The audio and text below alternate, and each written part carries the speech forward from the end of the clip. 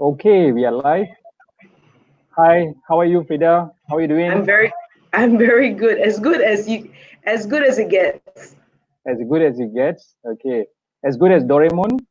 As good. No, we'll talk about that later on. So If we must. for for all our viewers here today, we have Freda Liu, an accomplished speaker, presenter, radio presenter, author, and all. I will share more about her. Just say hello to Freda, okay? So that let's give her all the likes and love, so that she knows that you are around here. Hello, Hi. okay. Uh, so Frida, how have you been spending your time during this RMO? Um, Productively, as much as possible. As you know, I work in media, so I go to the studio every other week Okay, with the two teams in my show. So this week I'm at home, but we help okay, out in trying to get clips and things and all that through our okay, contacts. So that's the way we can help out. okay. There is also so there's also time in between. Then do exercise videos at home. You do that? Yeah, I do exercise Oh, videos at home. I have a team of people that I do exercise with as well. So we're all on using technology. oh, Zoom, I presume. Zoom, yes. So all kinds of things, YouTube, whatever you just now you thank God there's technology, right? Oh So yeah, trying to be careful also not to get into the watching TV thing, right, because and then so you find other ways to be productive. Yeah. right. So you were telling that you still do some studio events at this time, right? Yeah. How do you all organize this with all the lockdown and all? So media is considered, or penyiaran is considered the services that need to go on. Okay, So yeah, our team, we just split into two teams. A lot of things is like done via sharing, Google Docs, that kind of thing. So a lot of that sharing, voice notes, any kind of equipment, we just have to, work together, and you try to find a rhythm to it. Like there's three at the studio, three at home, and so we take turns doing this. Actually, we did this even before the lockdown already. I think we were sort of like getting ready for okay, what could be. So I think right. we had maybe 1 or 2 weeks practice before the actual lockdown. Oh, awesome, Mm, awesome. mm. So you have people coming to your place? Oh yeah, No, your no, no, no guests. All interviews are now via phone and all okay, that. So there are no okay, guests, just people who are necessary to keep the station running. right. Okay, awesome, awesome. So things are still going on. No wonder I'm still hearing the radios going on as normal. Yes, yes. Yeah, But I it's was thinking. it's difficult though. It is, yeah. Okay, okay. So for all our viewers here, we have Frida Liu in our show today. Let me just share a little bit about Frida before we go on. Frida is actually today here to share about 3 tips on what not to do during a radio interview. She has done more than 5,000 interviews, so she is an ideal person to talk about this for sure, right, Frida? Yeah, Okay, so can. so not only that, she is also, beside being a broadcast presenter, she's also an author, speaker, and also an MC. All right. She has conducted more than 5,000 interviews that include Martin Cooper, Stephen Covey, Nick Vijucic, Wojciech. former Nick Wojcik. Wojciech. Okay. Yeah. Okay. Sorry. No, nobody And gets it right. nobody gets it right. Not Okay. I'm even one me. of You have them. to ask him. Yeah. Mm. Okay. So, and she also interviewed people like former GE CEO Jack Welch to WikiLeaks founder Mm. Julian Assange, right? Assange. Yeah. Assange. Okay. Okay, one very interesting fact about her is she has actually authored 5 books, not Mm. one, but 5 books. If you have any questions for her during this interview, please share. But Mm. Frida, let's just start off before we go on to the 3 tips. Can we just start off with your 5 books? Can you just share a little bit about them? Sure. The first book I wrote was called PR Yourself, and it was in the early days of me doing the interviews. A lot of companies are not willing to come and talk. They're very shy. I think we've come a long way since then. And, we've got amazing stories. Companies have amazing stories that they can tell. And sometimes it's like I hear from them one time and then I don't hear from them for years.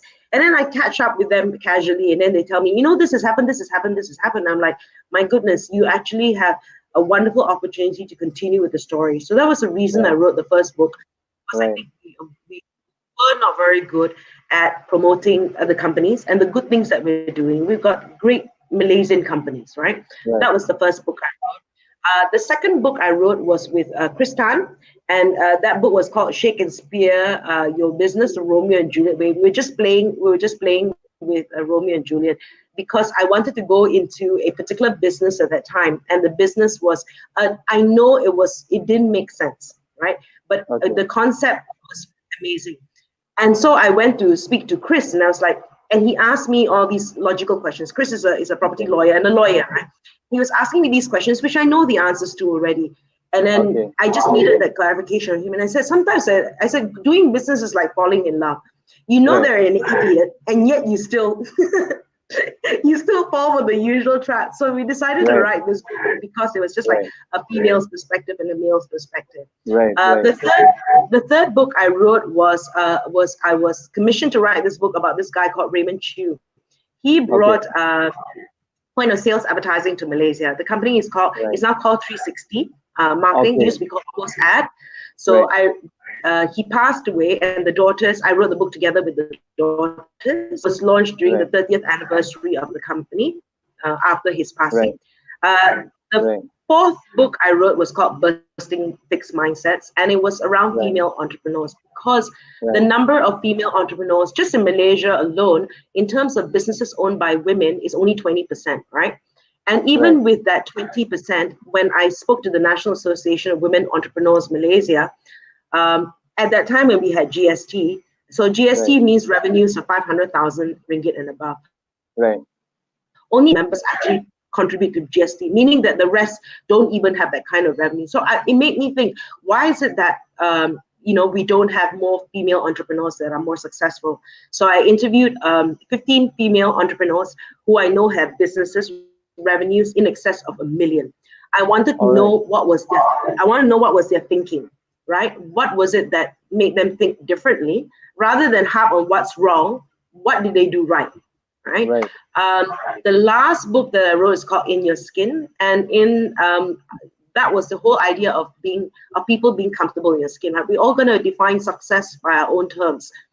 Some people are going to be successful in sports. Some people are going to be successful in comedy. Some people are going to be successful as a data scientist, right? But to appreciate that you are successful, and your definition of success should not be like anybody else's, right? And so to be comfortable in your skin and to be very clear what success means to you. So the 5 pillars. Awesome. And which one was the one you liked the most? It's like asking who is my favorite child. I only have one son, so he is my favorite child. They're all different. I think they all provide different things. But I guess as you get more comfortable in writing and more experience, I think the last book was more personal. I shared more of my own personal stories. I think that was, so you get, I'm actually writing my 6th one. I'm taking this time to write my 6th book. And so I set a goal every day to write 1,000 words. Wow. So anyway, but that was, to me, I think like In Your Skin, it was more personal to me. And I like the people that I featured in the book, people from various fields. There's one girl that I should talk about, the Heidi Kwa, Refuge for the Refugees, she's doing for refugees. Joycelyn Lee, who's doing work for the pit stop community, doing work for the homeless. These are people who are successful because they look at success very differently, right? Well, I think they're successful in what they do. Right. So for the benefit of everybody, are the books available outside the bookstores?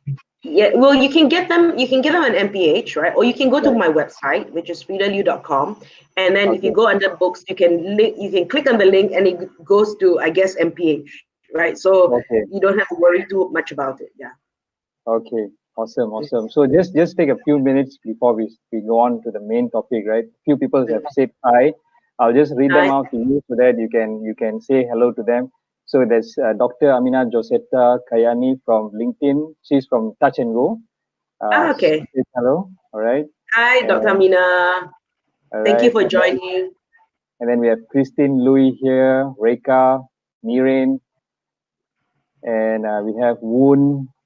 Okay, and we have Eric, we have all these people, Nanda, Leon Tan. Okay, they have all just said hello, and a lot of others have put up the likes and all. They Okay. are very happy to have you here. Shri Oh, says sweet. hello. Yeah, you can see Thank them. you. Thank you. Yes. I went to live comments. I was looking at private chat. Okay, okay, okay. Awesome, awesome, awesome. So again, Anand will help to put up the comments and links afterwards lah. I like when almost everyone I don't know Srida. Yeah. Yeah, he's a big I am fan. very He's a blessed big to know fan. a lot of people too. Mhm. Yeah. Hi from Kuching, Eric. Okay. All right. So you know Eric. Okay. Okay. Awesome. Hi, Leon. Okay. So, okay, now let's go on to the main gist of today, lah, right?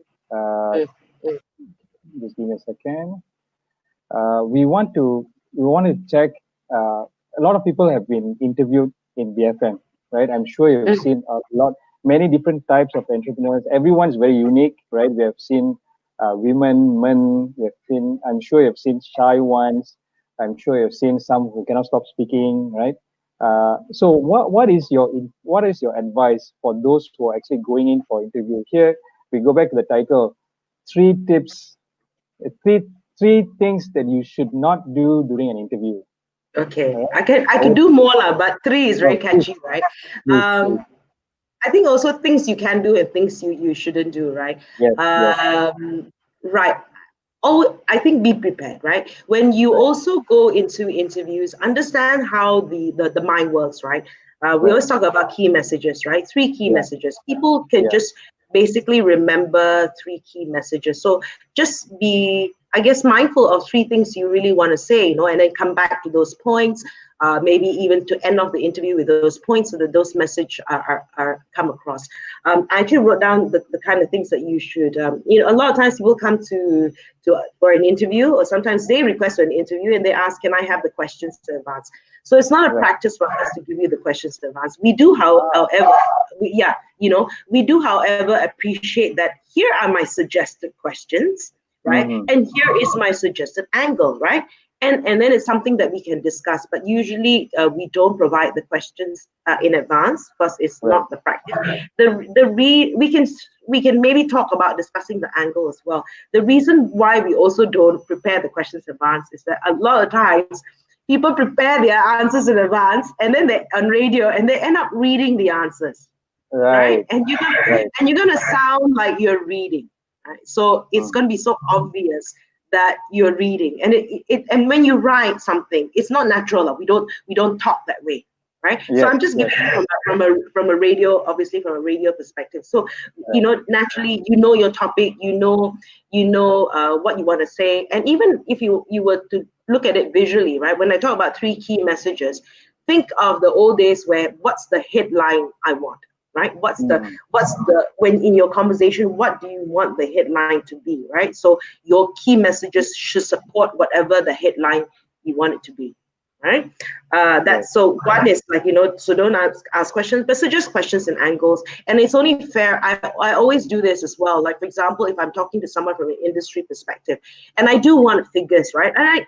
And this is for the benefit of the listeners. I do say that, could you give an idea of the size of the industry, some numbers around it? So at least they're prepared in that case, because people don't remember these numbers, right? So as Yes, much as possible, I just try to give them that perspective as well, so they're able to give me those figures. People like to hear that, right? I don't like to like, oh, I don't know, not on my show anyway, right? It's different for different shows. Again, understand what show you're on. If you go on the breakfast grill, right, it's a little bit, you're going to be asked the figures, right? You're going to be asked those things because they're yeah, mostly into public listed companies, so you should know this at the back of your hand, right? So for my show, sometimes it's just about industry perspective. It's about how organizations are run, what sort of marketing programs you have in place. So understand also the kind of interview that you're doing. Now, as much as possible, we talk about stories, right? Using analogies, case studies. People, although they like facts, they like it supported with a story, right? It just makes more sense when you tell it like a story. People remember stories. People remember, your grandmother's stories. You remember lah. So I think those are the main tips that I would give. Right. Okay. So, what are some of the more interesting interviews you had? This is one of the questions from our viewers today. Okay. Yeah. Okay. Okay. Most interesting. You see. Yeah. He asking when you. I don't know. When you answer the question now, I don't think. Okay, here's my attitude, right? This is me. Whenever I interview someone, I come in from that perspective. This is me, of what I'm going to learn from you, right? So I always feel that somebody has something to teach me. Even talking to you, right, Basha?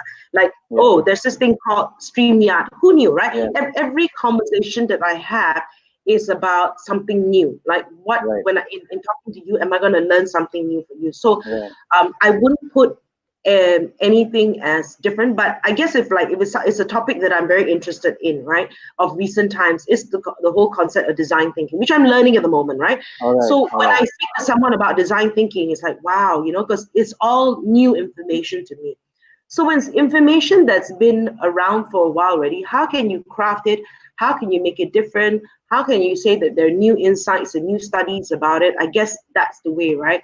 So I wouldn't point it down to like, is there a good interview? Of course, I've interviewed big names, right? They're interesting big names. Oddly enough, like I interviewed Jack Welch. He was one of the greatest CEOs of all time. He just passed away recently. I interviewed this guy called Ralph Baer. He invented video games. He also passed away. You'll see a pattern. Stephen Covey, and then he passed away riding his bicycle. So I don't know if it's a good thing to be interviewed by me. Okay.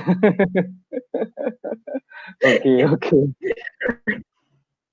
So what are some of another questions by the viewers is, what are some of the weird things that has happened during an interview? Weird things. I think people are just nervous. I think more like people are nervous. And so the toughest one, if they give me yes, no answers. And I'm like, oh, I've had one. And I'm like, so I usually get my guests to come in when they could come in, live before COVID. I usually get my guests to come in half an hour earlier, and I try to, get them comfortable. I have a conversation with them, try to connect with them as a friend, right? And this is something I learned in NLP, right? And I think you can get someone to laugh one time, everybody sort of relax. So when they get in there already, I would have gone through some of the questions with them. And then so they're sort of like remembering what I've asked them, and they're sort of rehearsed in that sense.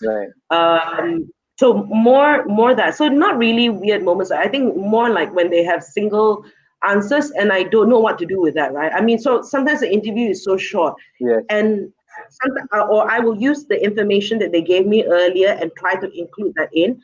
But I can only do so much, right? I cannot keep on saying, earlier you said this, earlier you said that, right? I can't do too many of those kind of things. So just more when the person is nervous. And I think just at one time when the person was really, really nervous, and this person said yes, person said no, and I think the interview was finished in 10 minutes. Oh no. And that was a long interview. That was a long interview. Okay. How many yes and no's can you get? Anyway, yes. I'm sure that was really tough for you. Okay. I'm seeing this one as what? Angeline Joseph. My question is, how do you handle difficult person, diva, or any awkward situation but may have arisen during interview? Okay. Let me talk about the diva lah. The diva. Okay. There was this person, gender, this person who turned up late for an interview. No apologies, no nothing, and this is live interview. This is a live interview, and you are late. And to me, it's like, oh, okay. diva, right? And the thing is like, because I didn't have that time to ask the questions prior, right? So I just went through my questions. I was like, that's it. I'm not going to give you any more airtime, right? You don't receive live radio, and so this is what I'll give back to you. So diva in that sense, but no, that was one. The other time was awkward situation was when I had an interview with three people. One was a high flyer who organized events.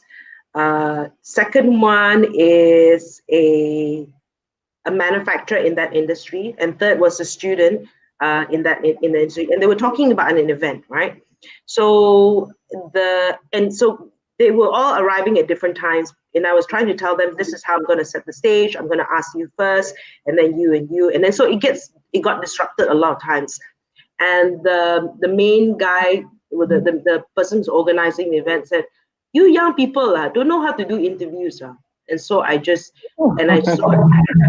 to answer back. You meet me one-on-one, Natalia.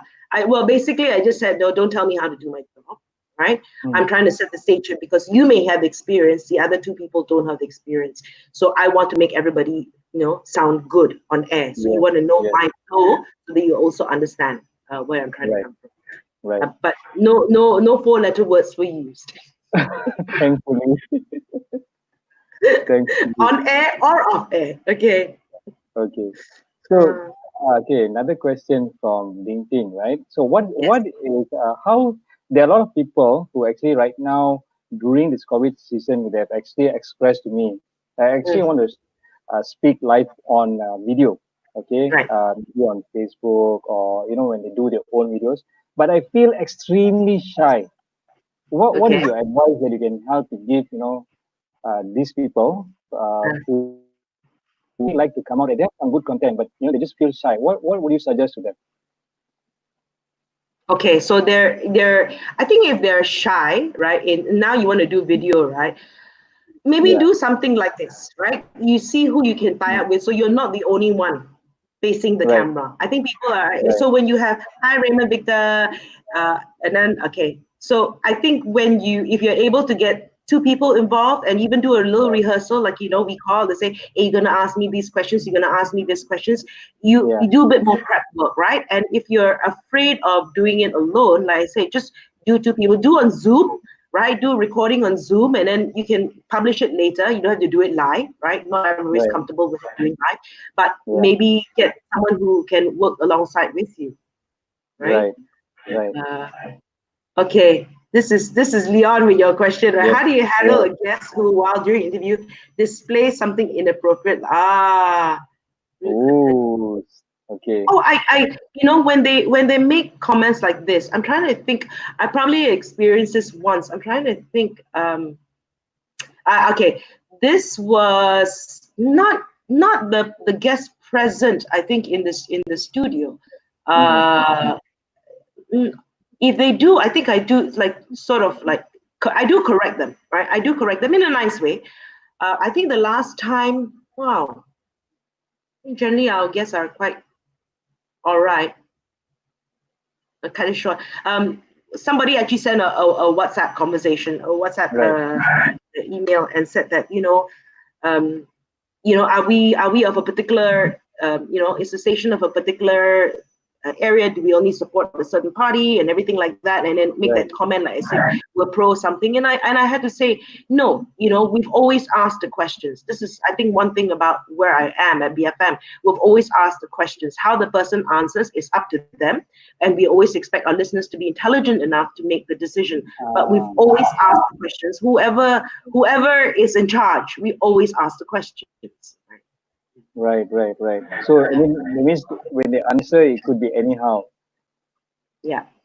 Right. And the audience will, be left to discern what is good and what's bad. Yes. No, I don't think we have to be afraid to ask the questions. There are also nice ways of asking the questions, right? Which gets to the point. And if you know, I mean, you don't have to attack the person, right? To get, no, I mean, you can just state the facts, right? this has happened, this has happened, this has happened. If the person feels like it's attacked, it's because siapa yang makan chili dia rasa pedas. But actually, we just ask the questions, right? If you're got something to, to hide, that will come out in your answers. Yeah, true. Okay, so we have some more questions here. Okay, Dr. Amina from LinkedIn, right? She has asked, how do you handle conversations that are very controversial and when the interviewee has very different point of view compared to yours? Oh, okay. I think it's good when a person has a different point of view than yours, right? When always seek to listen, right? I think when you also listen to, this is a life skill, right? Are you listening to affirm something that you believe in, right? Which is you just want to hear people of the same view, right? Are you listening to defend, or are you learning to discover? Right? So this is a listening skill. So sometimes a person can have a different opinion about something, right? And again, you say controversial, they may think you're controversial. So maybe you want to ask more questions to prod a person to why they think a particular way, right? So again, I know that we hear certain things and we're like annoyed, but am I then as an interviewer listening to defend? Right? And I shouldn't, right? As a journalist, Right. I shouldn't. I should be learning to discover what is your point of view and try to get clarity to your point of view. I may still disagree with you at the end of the point, but I don't want to learn to defend. Then that's a debate. And if it's a debate, it's a debate, right? Yeah. But I'm interviewing. Yes. Okay, that's a good one. Okay, that's a good one. And then So to Sunita, listen to affirm, listen to defend, or listen to discover. You have to ask yourself that, right? right? So it depends on what's the situation, what is the context about, right? Okay, so Sunita has a question here. Okay, how do you gauge if the interview was indeed useful and attracting and objective happened from the beginning? Do you set that? Do you set this for them? I think you should. I think you should. An objective, you said, you would say that this is something that we want to talk about. That you do set what is it that you want to, your main message, right? You do want to say that, right? Okay, be also mindful that we have a lot of guests that come in. Their end objective is trying to sell a product, right? Then that sounds like a brochure. Okay, it's called advertisement. So you have Yeah, to understand that if it's an advertisement, it's an advertisement. So when you say you have an objective and you're being interviewed, you have to interview with the idea that you're giving knowledge, as information to the audience, right? If your objective is to sell a product, then that's an interview is not the right avenue. You can call me. We do branded content as well, right? So understand what is your end goal of what you're trying to say. What's the message? You have to think of the listener out there. What is the benefit of them listening to it out there? And if you're listening, if you're trying, your end objective is to sell something. People don't like being sold to, right? right. If people find that you are of value, then people will come to you anyway. So you got to say what your value about, what are the issues in the industry, and if you're the subject matter expert in something, someone will come to you for the solution, right? So Yeah. that's the purpose of the interview. Right. Okay. Awesome. There was another question by one of my friends. She asked on like, what do you all do branded advertisements? Yes, You do, right? yes. Yeah. Call So they me. can always, yes, we will give you we'll give them the contact afterwards. Just connect with me on LinkedIn, and we can always do a Zoom call. Awesome. Okay, so let's look at there are a few more questions. Sivakumar Sundaraj has said he always loves the talk show with Jeevan Sahadevan, which I also do. Yeah. Yeah, Okay. who has been on the show, I think, for how many years?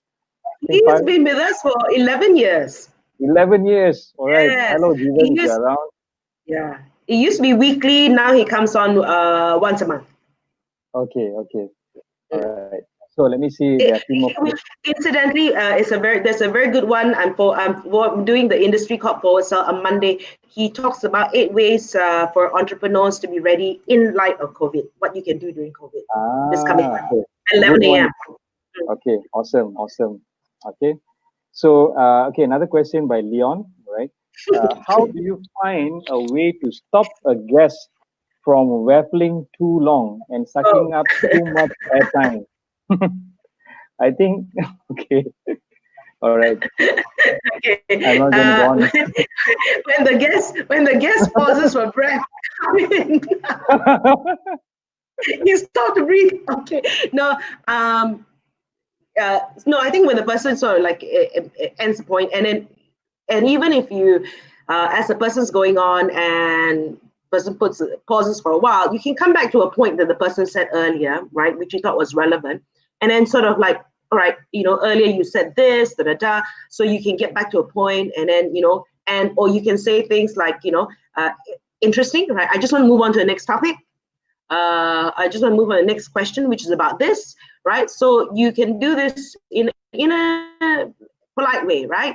When they just watch out when they jump in there, and but also at the same time, I guess you want to make sure that the listeners are still following, right? If a person talks on too long as well, it's not so much that if a person has something to say, person has something to say, but when the person talks on too long, and you know that you're losing listeners, and and the first sign that you're losing listeners is when you're losing the interviewer, then you better like, just be wary of that.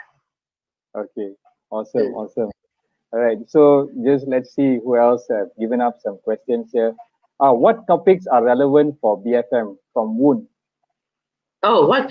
Well, right now is okay. Right now, everything I guess that's COVID related, right? But that's also that. For my show, one of the things that we're looking at, how are people, especially businesses, right? Because we on enterprise we cover a lot on SMEs, and how are they strategizing? How are they powering through the pandemic? What are some ways that they're actually flourishing during this period? I think other business owners would love to hear ways that you are surviving. Of course, we're talking a lot right now about how it's very challenging for SMEs, right? And Right. they employ a lot of people. So if you have ideas and you have topics on ways that, or your own business, right? How you've actually, I know it's very difficult to say we've grown unless you own Zoom, the business, but like how are ways that you are surviving in this business? How are you looking at new revenue models? How are you looking at things, channels and all that? That would be very interesting for other entrepreneurs to learn from. Okay. Have you done any interviews with SME owners who have given some good ideas at the moment? At the moment, it's more a case of looking, and we've been covering a lot of F&B companies, right, who Okay. have worked together, right, who have Yeah. worked together. I think I interviewed this guy, can, uh, from Store Hub. They have actually Okay. started this called delivery, where all these people who did not tie up with the big boys, the big delivery companies, have Yes. actually come together so that you can order your food and they actually do their own delivery, right? Because they don't have the money to tie up with the bigger delivery guys, that they have leverage on this. And then so there's a one-stop shop. You see, oh, okay, this one closest to me is selling this. So I want to support this business, and they're able to deliver to the area closest to them. I can't remember the name offhand, but Right. it's led by Wai Hong from Store Hub. So they've Oh, come, so a lot of these small F&B who traditionally didn't do delivery are now working together. So you have a directory of all these F&B companies that you can actually support. wow, awesome. I think during this COVID time, we can see a lot of entrepreneurs coming up with some very creative ideas Yeah. to really like do well. Mm. Have you heard of any besides the Store Hub story? Have you heard of any other interesting things that has been going on? Uh, that will be the major one at the moment. I think people are just trying to, more companies are choosing to sell online, right? Okay. I mean, that's one way. A lot of companies are choosing to sell online. And so when companies have been hesitant about going online, are not hesitant anymore. When Right. we talk about digital transformation, actually transformation is such a big word. There are a lot of companies, SMEs, that don't even have anything that's that's doc sharing. right? Every PC is in the office, and when they're told they've got one day, they have to go back to office and do payroll and all. So I think this actually will spur a lot of company to be very serious about making that transformation, or that, some digitization in their companies. That I think is a good thing. And you will probably see how you actually are able to work from home with some companies, right? So I think that's what you're going to see happening in the next 3 to 6 months, right? People realize that business continuity, whether it's, you start looking at your supply chain, you start looking at your vendors, not just your clients, your employees. You start to look at risk management a little bit more seriously after this. Okay. All right. So one more question from Sunita, from Sumati, LinkedIn. Right. So she says, "Hi, Freda and Vyasa, great conversation. Freda, do you give coaching on emceeing skills?" Okay, you Uh, linked it to me lah. Personal LinkedIn, PM tepi. I don't really, but then it's we can have a chat. We can have a chat. Okay, awesome. And then when, from Sunita, LinkedIn also, when would you be talking about SMEs and sustainability? Oh, okay. Are you listening to BFM or not? We try to cover that every day at 10 o'clock, looking at ways of how companies are working together. So when you talk about sustainability, I'm not too sure what you mean in that sense, but we are, that's definitely the message that we're trying to, encourage with our entrepreneurs about how to sustain. So other areas of sustainability is, I've been personally covering some things around social enterprises, that whole sustainability message of SDGs, SDGs 30, and I find that there is a close link between social enterprises and sustainability. So that's on a personal thing, but so I'm not too sure what you're talking about in terms of sustainability. The 17 SDG goals, or the sustainability to last another month. That's sustainability. Okay. So Sunita, you can always get back again. And okay, Woon is having a pitch here to you, direct to you right now. Okay. I'm the current president of the Association of Malaysian Optometrists. Currently, Okay. it's really challenging because the Ministry of Health classifies us as healthcare and essential, and we are trying to get the message across for our members to practice safely. Right. Okay. Okay. So you're saying that you're worried that I'm assuming, and you can correct me later, but I'm Yeah. assuming from this question is that how do you get that message on, maybe you can do videos, right? I'm thinking that the association would have a Facebook page at least, right? Maybe you can do videos on how you can do this and just share it with the members on Facebook, right? This is the way forward, right? You can send, sometimes when you send an email or an EDM or whatever, people don't read, right? Maybe it can be something that you can do visually through a video. People are watching it right now. So maybe, how do you practice safely, right? This is, and you visually show how they can practice safely. Okay, I Woon. hope I answered that question. Woon, so please do more videos. Video, yeah. Okay, so let's see again. So coaching on emceeing. Let's see again. Awesome. Woon said awesome. Thanks. Welcome. Okay. So, Peter, would you be able to just share while we're waiting for some more questions, right? We're going to finish up soon. But Okay. would you be able to share about your upcoming book? Would you like to Oh, share, or is it top secret? Oh, it's not top secret. It's just that I'm just waiting for the I usually work with MPH, so I'm just looking at other publishers, and then not Right. because I think, just okay. The reason why I look at other publishers is because they're different target audience, and it's probably different requirements, and I just want to learn what are the different requirements. So Yeah. so every day I'm writing 1,000 day, but I want to talk about lessons I've learned in the last decades that I've been alive, right? And every decade has been a lesson, and so and just to share that, and people, the reason why I'm writing that book is I think people also feel feel, you know, we always hear you can have everything you want, da da da, and all that kind of thing, right? Well, I believe you can have everything you want in life, just not at the same time, just not at the same time. And to understand that there are different life stages, and that every life stage teaches you something. And so 0 to 10, 10 to now, so I'm doing the 10 to 20, what I learned from when I was 10 to 20 and those kind of lessons. So yeah, just around that. And yeah, so we'll see when it comes out. But I'm just writing it right now, just writing it, so while I have time, and I'm just doing 1,000 words. Okay, a question, right? So why are you writing books? Huh? Why am I writing books? Yeah. Okay, why do I write books? Okay. That we all have a message. We all have a message, and I find that this is another outlet for me. This is another outlet for me to share. I'm always asked, to speak at events and things like that, and so I want to capture that in a book. I find that there are also a lot of confused young girls, mostly, and on what they want to do in life. And so this is an idea. An idea will strike me, right? An idea will strike me, and then like, okay, I think I want to write about it.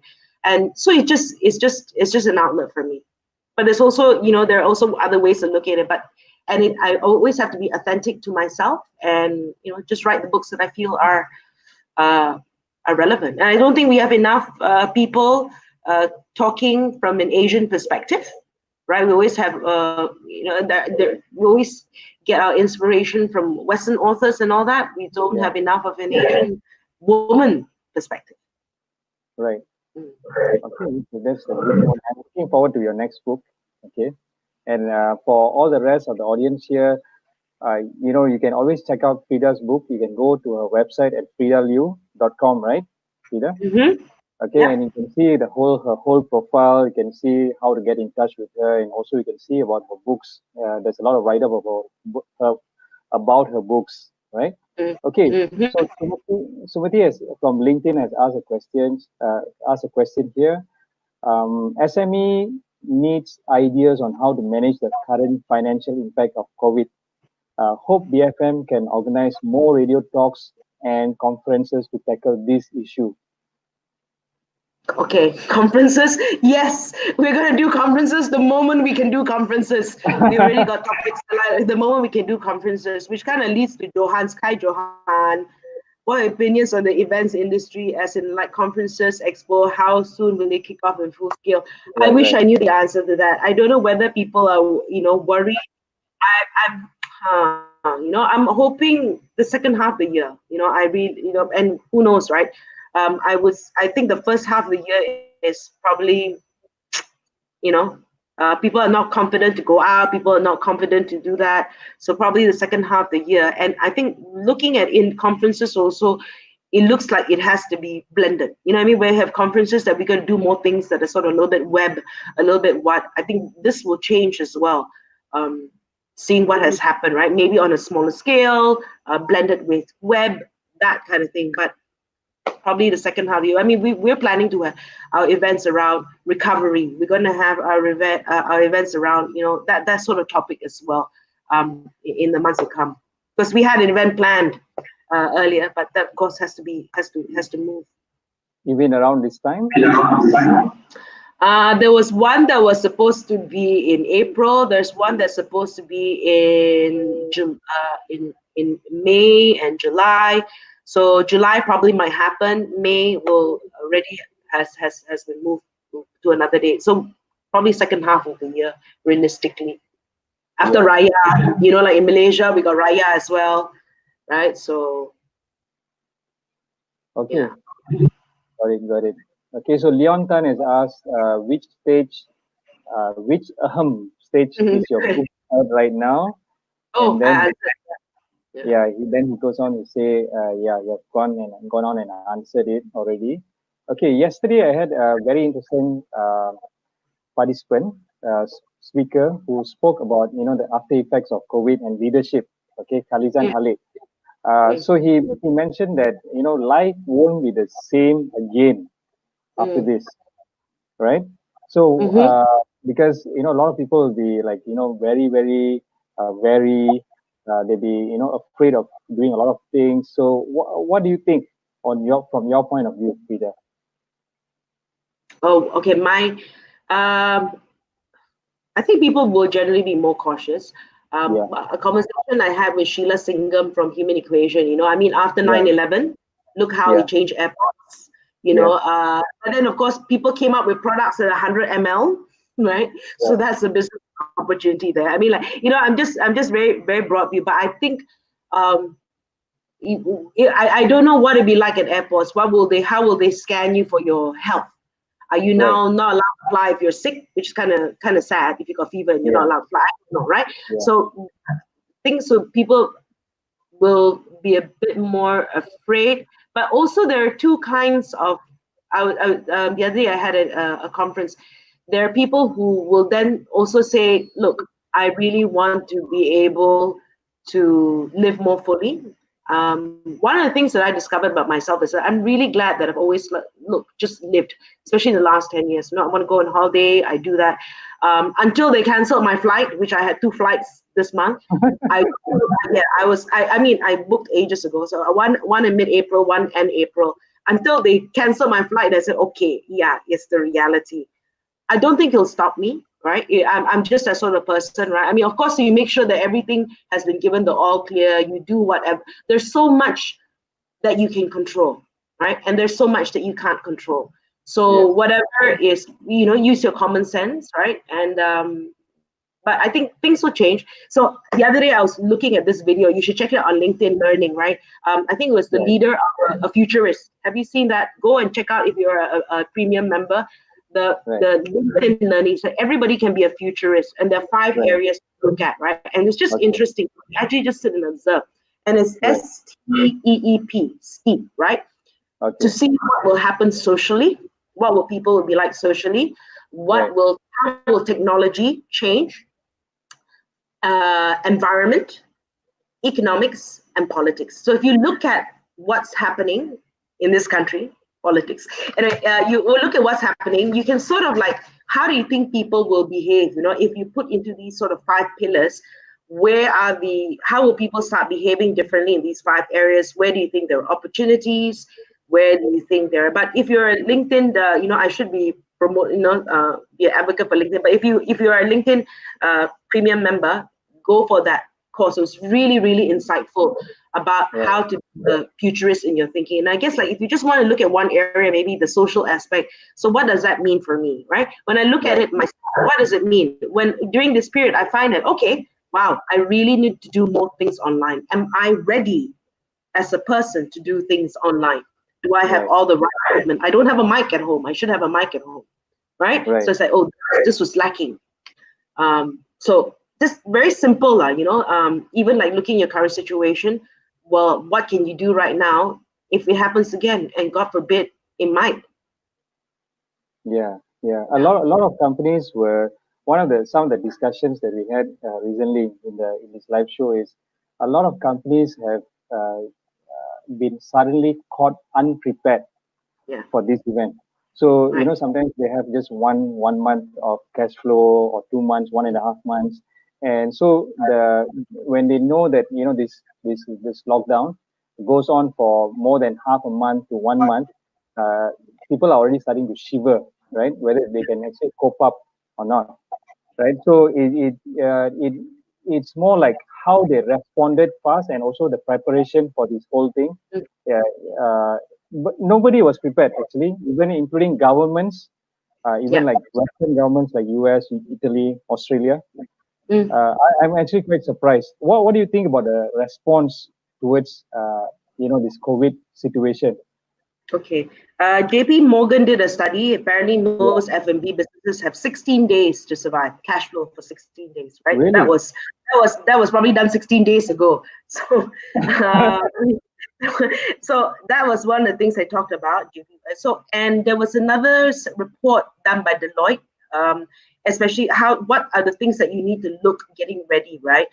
There's, like I said, business continuity, your relationship with your vendors, your relationship with your customers. How do things need to change moving forward, right? And if you look at yourself personally, do you have money for 6 months, right? Mm-hmm. If once you're, whether you're working for someone, or whether you're in business for yourself, do you have a buffer for 6 months? Those principles apply, right? And if not, that should probably be something you want to look at, in terms Right. of, so it's sometimes just like simple things like that. I was like, okay, fine, do I have buffer for 6 months, Yeah. right? So, yeah, I'm also quite surprised with the survey because, like, if they have money for 16 days, then isn't it, not really good financial planning? Well, exactly, right. And so I guess moving forward is like, how do you prep in such a way that, maybe it's not, we talk about growth and profitability, right? I mean, maybe now it's not obviously for a lot of people, maybe the focus isn't growth, right? The focus is like, how do you then ensure that you're still going to be running, and then look at making sure that you have a buffer for 6 months, right? I'm just talking very simplistic. I don't run a business. I'm not in the position of an Yeah. F&B owner, or Yes. employing Yes. people. Yes. I'm just saying the mindset, right? Right. Right. What would you see yourself being caught off guard with, right? Right. Mine is very simple. No mic. It's such a small problem in that sense, right?